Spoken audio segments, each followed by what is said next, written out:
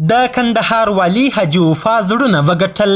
د کندهار والي له پاکستان څخه راغلي پلاوي ته سخت ګزارونه ورکړي او راغلی پلاوی یې سخت خراب کړی. دا چې حاجي محمد یوسف وفا راغلی پلاوی څنګه خراب کړ او هغوی ته یې څه ویلي، بشپړ حال را سره همدغه روانه ویډیو کې کتلی سي. سلامونه قدرمنو لیدونکو، زموږ مشال پریس یوټیوب چینل ته ښه راغلاست. د کندهار والي له پاکستانه راغلي پلاوي ته موږ یوازې د خپلې خاورې دفاع کړې او له خپلې خاورې دفاع فرض ده. په کندهار ولایت کې طالب چارواکو له چمن څخه راغلي پلاوي ته وویل چې په سپین بولدک کې افغان ځواکونو یوازې د خپلې خاورې دفاع کړې ده. له چمن څخه د دیني عالمانو او قومي مشرانو پلاوي پرون دوشنبه کندهار ته ورسید چې د افغان طالبانو د حکومت له مشرانو سره پر ډیورنډ کرښه د نښتو د مخنیوي په اړه خبرې وکړي.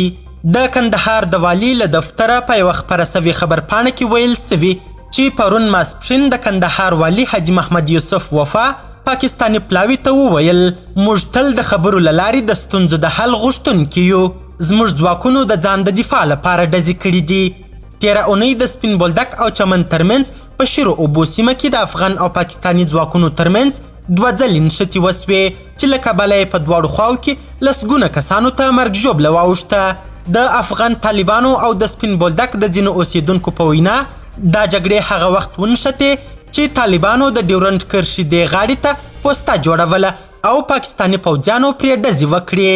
خو پاکستان د دې خلاف ادعا کړې چې لومړی افغان طالبانو بې موجبه په دوی ډزې کړي دي.